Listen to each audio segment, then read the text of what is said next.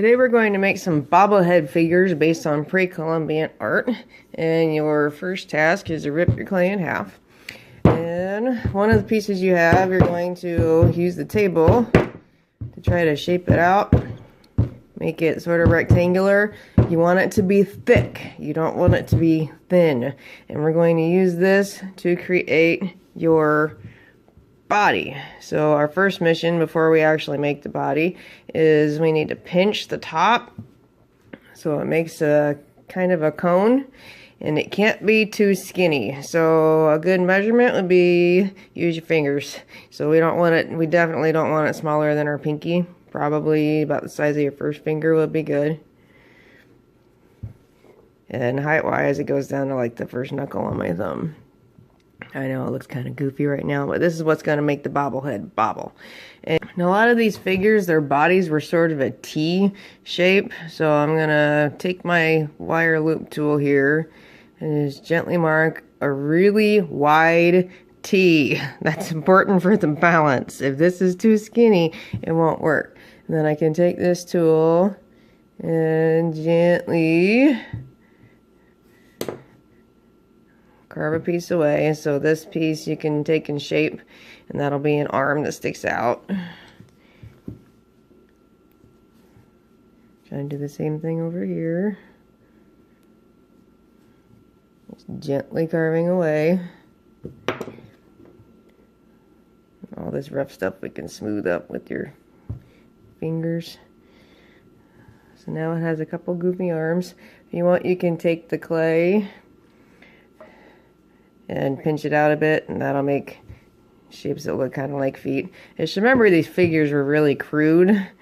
They didn't have tons and tons of detail. The other large piece you're going to take and pretty much make a pinch pot. So you have to take the clay and roll it into a ball. Take your thumb, push in, and use your lobster claw to pinch out a head.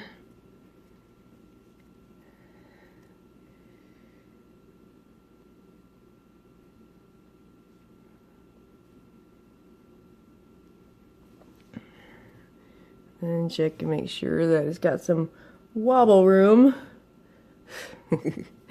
And now you get to make facial features. So these leftovers from your body are going to come in kind of handy. If you wanted to slightly change the shape of the pot, you can. Just make sure that it still fits on your peg. That way the head can wobble. You don't want it to be too off balance.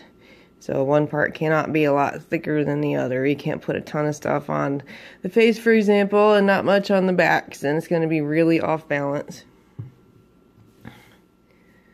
So now you've got parts to add, and that's where we get to use our good friend, the slip bucket, which is just a bunch of wet clay in a container. And we're also going to use toothbrushes. So let's say we want the nose to stick out of our person's face. We need to make a nose. I mean, you could pinch it out of the clay, or you could build it separately. So mine's gonna have a gigantic triangular nose. Stick the toothbrush in the slip, and then you scratch where it's gonna go.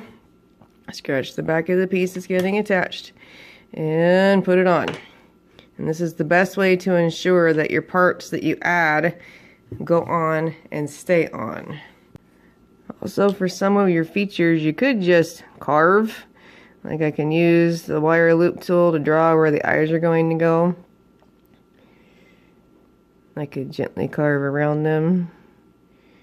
If I want them to stick out. If I wanted them to go in, I would kind of do the opposite. I'd draw the lines and then carve out the inside.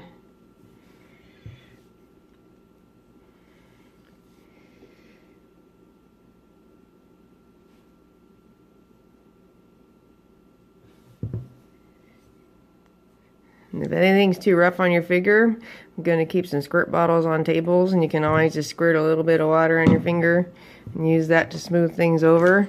Just don't drown it. We don't want it to turn into a mud bath.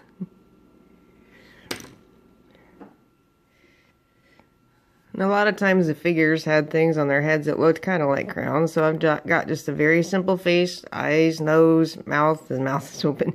He's got a little crown, and I attached using slipping and scoring with the toothbrush. And when you're done, you'll have to see me. We're getting names on both pieces, and then they're going to sit and dry. We'll add all the details that you didn't make today with paint once they're ready.